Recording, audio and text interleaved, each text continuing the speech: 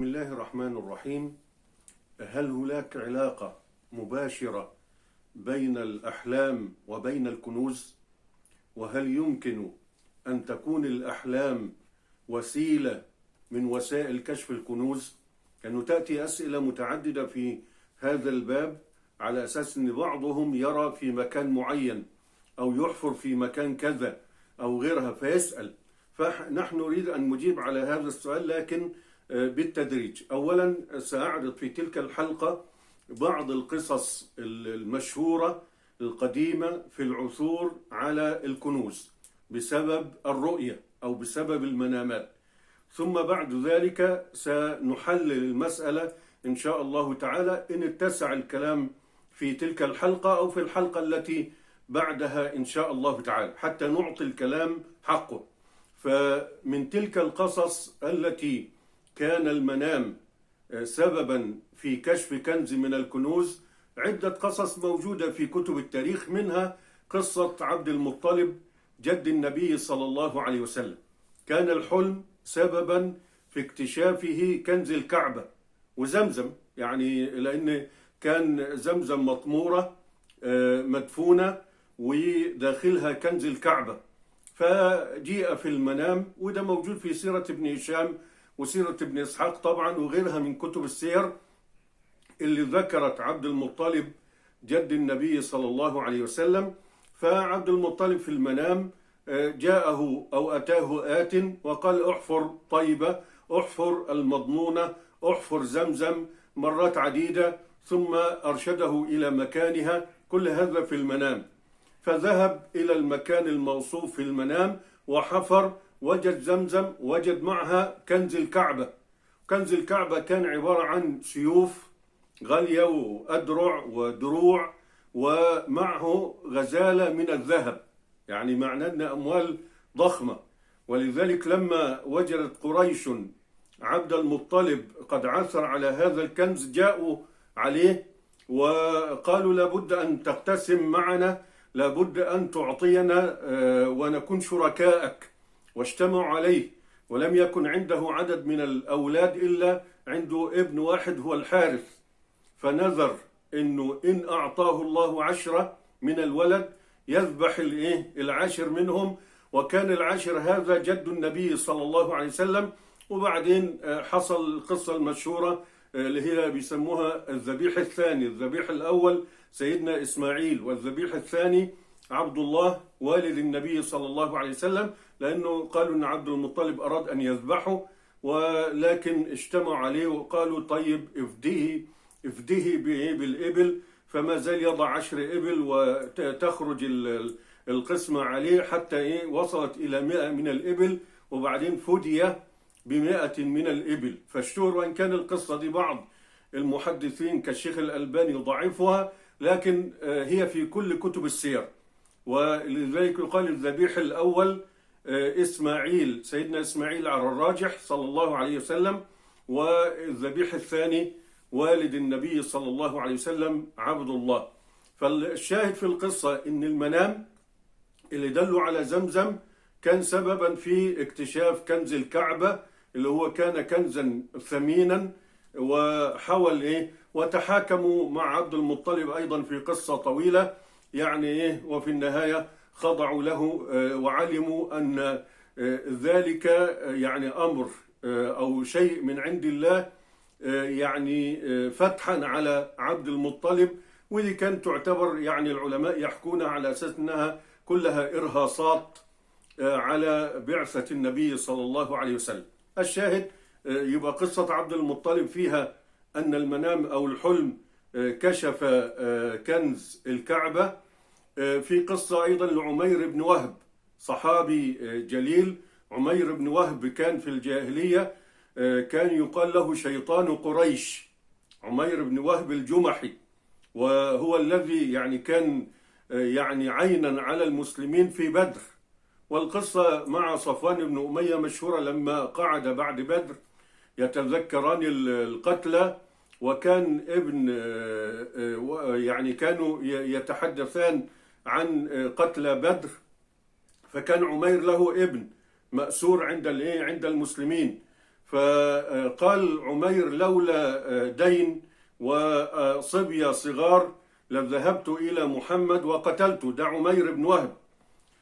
فقال صفوان: دينك علي وأولادك مع أولادي واذهب إلى محمد. المهم القصة مشهورة أيضا في كتب السير، لما ذهب إلى المدينة ولببه عمر وأدخله على النبي، وبعدين النبي أخبره بما وقع بينه وبين صفوان بن أمية، فصدم بالوحي فقال: هذا شيء لا يعلمه إلا الله، لأن جلست مع صفوان بن أمية في الحجر لا يسمعنا أحد. فلما أخبره النبي صلى الله عليه وسلم بالكلام مفصلا بما وقع بين عمير بن وهب الذي كان يقال له في الجاهلية شيطان قريش وبين صفوان بن أمية، فشهد أن لا إله إلا الله. الشاهد أن عمير بن وهب رضي الله تعالى عنه أصبح من خيار المسلمين، وله تضحيات وله عمل كبير في الدعوة إلى الله سبحانه وتعالى، وأسلم على يديه عشرات من المشركين. الشاهد أو القصة اللي أوردنا الكلام عليه بسببها أنه أيضا مات أبوه، وأبوه كان عنده مال فلم يعرف مكانه، وكان عنده دين عليه ديون وعليه أشياء، فجيء في المنام وقيل له: احفر في المكان الفلاني في البيت يعني. ففعلا حفر بحسب المنام ووجد 10,000 درهم وتبرا كثيرا، واستطاع أنه يسدد دينه وحسن حاله بعد الإسلام. حتى قالت له ابنته الصغرى: يعني يا أبي، إن هذا الرب أحسن من هبل والأصنام التي كنا نعبدها، فإنه سرعان ما أعطانا. والقصة أوردها ابن القيم رحمه الله تعالى في كتاب الروح، وموجودة موجودة في الكتب. فهنا عمير بن وهب عثر على كنز أو مال أبيه بسبب المنام، لأن أباه مات ولم يوصي ولم يخبره، وكان قد دفن المال في جانب من جوانب البيت. فبالمنام أو الحلم استطاع أن يعثر على 10,000 درهم وتبرا، وسدد دينه وحسن حاله، وأصبح يعني زي ما بنقول لآخر تمام. دي قصة عمير بن وهب أيضا معروفة، وأيضا قصة مشهورة في كتب الفقه وفي كتب القواعد الفقهية، قصة المعروضة على العز بن عبد السلام رحمه الله تعالى، لما رأى رجل النبي صلى الله عليه وسلم ودله على مكان كنز أو ركاز، وقال له: خذه وليس عليك فيه زكاة. هم يريدون القصة لمناقشة مسألة الزكاة، أو إذا جاء في المنام مخالفة للأحاديث. فذهب إلى العلماء وسألهم على ففعلا ذهب إلى المكان أولا اللي وصف له في المنام أو اللي قال له النبي عليه، فوجد الكنز. طب بقي جزء المنام الآخر أنه ليس عليه زكاة في هذا الركاز، جاء في المنام فأراد أن يسأل العلماء، لأنه في الركاز الخمس كما في الحديث.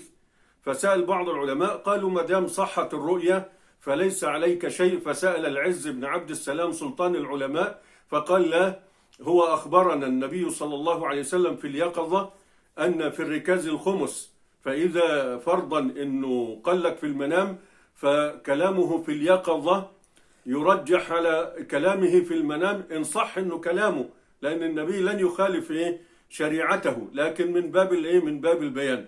الشاهد هم يريدونها لتلك المسألة، وأوردها الشاطبي في الاعتصام وغيره لبيان أنه لا يحكم بالرؤية.